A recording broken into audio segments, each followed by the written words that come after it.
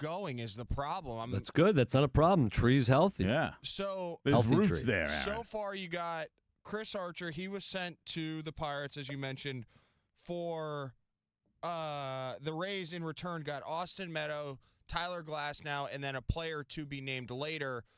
Part of that was the player to be named later, Shane Baz. That's a big name to be named later. It is. And then we have Bodine from that. There's some other pieces which I'm still actually trying to put together as we talk.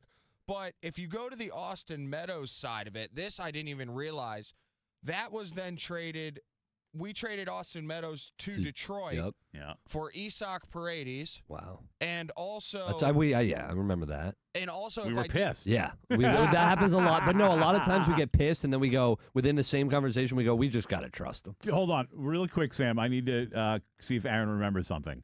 Do you remember the conversation in the studio? We were back at Gandy. Of course. The day after. Of course. Isaac or Isak? No. You said to me, you were like, hey, make sure you look at the pronunciation of his name. And I'm like, oh, yeah, they even like hyphenated it and like really emphasized Ray. And I didn't know if they did that for effect in his last name, Paredes. But like, I'm like, yeah, and I went over like, yeah, no, I looked at it, I read it, I know how to say Paredes. And Aaron's like, no, that's not what it is. It's his first name is Isak instead of Isaac. And I was like, I didn't even notice that part. And then he became a household name. So, so Isak Paredes, who else did they get in that deal?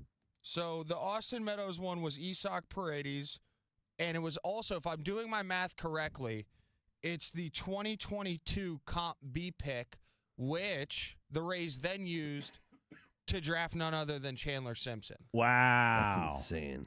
And all right, let's keep going with this tree. The Isak Paredes, when they traded him to Chicago, they brought in Christopher Morel, the Big, and Ty Johnson. Hunter Biggie. Thank God for Hunter Biggie, even though this weekend was what it was. Yeah, but he's been good other than that. What was that, Saturday? And otherwise, that's a pretty poor trade. Yeah, and then Ty Johnson, who's a top 20 prospect in the Rays system down in Double-A. So that's just one. That's what you would probably consider the weakest.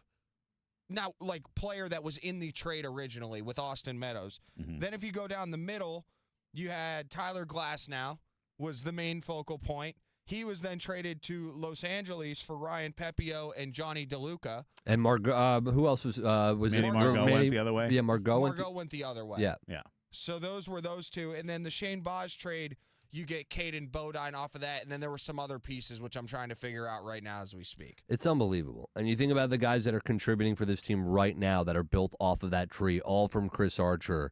It's not just Chris Archer for the guys you got. It's what you get for those guys that you got. And it just goes on down the line and can really impact the team for a long time. And listen, the Rays have been on the other side of that deal where sometimes they make the wrong deal. Christopher Sanchez for Curtis Mead.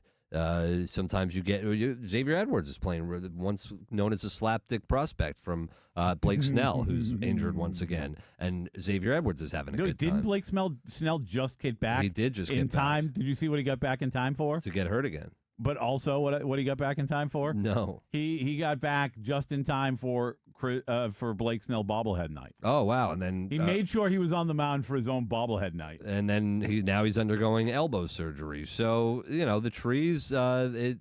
Sometimes they can go your way, and then sometimes they can go the other way. Also, part of the Baz trade, I did find the rest of it was I'm telling you guys, it just keeps going. The Rays' current number 8 prospect, Michael Forret, and number 10 prospect overall, Slater DeBrun. So who knows if those guys will pan out, but just the talent, and not to mention they got Chris Archer back for nothing anyways right after. That's right. That's absolutely correct. That was just like an extra, even if you didn't want him back, you just stick it to them. Which I think most of us at that point did not. By the way, this all stemmed from a conversation started when the Pirates tweeted out thanking the Rays for Brandon Lau. So we in return thank you. You're very welcome. And this is one of those deals where you get like screwed over by a street vendor who sells you the bag real cheap, and you thank him, and he's like, "No, you're welcome. Yeah, you're welcome, bud. Anytime I can help." We'll tell the Pittsburgh Pirates the same thing. All right, Baker Mayfield. We'll get to his revenge tour more in depth on a little later on. But where do you think he's going to hold the most fire, I guess, when it comes to playing the Cleveland Browns in Week 2 this year, who, of course, we all know is where he started his career and did not feel like he was treated very well in the end, or Kevin Stefanski and the Atlanta Falcons, who, of course, was the coach over there in Cleveland and is a guy that Baker basically said treated him like a piece of garbage, and it kind of walked it back a little bit, and Kevin Stefanski tried to stay out of it, but there's no doubt that there's some heat there. He's faced the Browns once since he was traded, or since he was released, and it was the Panthers. I don't think it counts.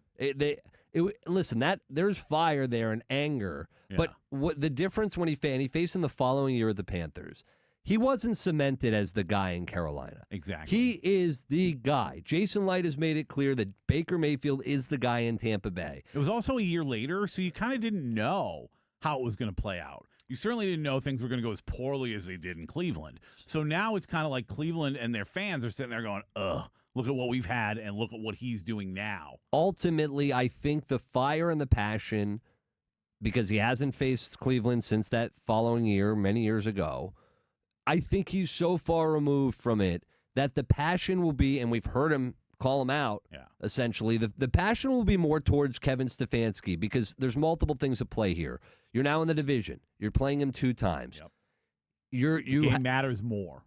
And you have a reason. You're right. The game matters more. You have a reason to not like this guy. This is a specific guy. This isn't an organization. This is a specific guy who you, Baker Mayfield, feels like thwarted him at some point along the way during the beginning of his career. I also think if the Cleveland game is in Cleveland, it's different, right? There's definitely some people, even though I know he probably understands that a lot of Cleveland fans don't feel good about the fact that he is, not there anymore and kind of wishes he was still there. There's plenty of Cleveland fans, I'm sure, talked a lot of crap to Baker, and if the game was there, he'd have a different energy than welcoming a Cleveland Browns organization into Tampa Bay, where there's next to nobody left from when he was there. Also, after Baker, they made way for Deshaun Watson, so it's kind of like a laughable. The chip is kind of gone with that. Hey, Deshaun Watson allegedly could be the starter for the Browns this year. We'll see how that works out, but apparently they love him through the various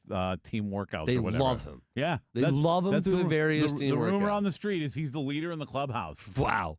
Leader in the clubhouse or the doghouse in This is Cleveland. the year he looks like Deshaun Watson again. Is this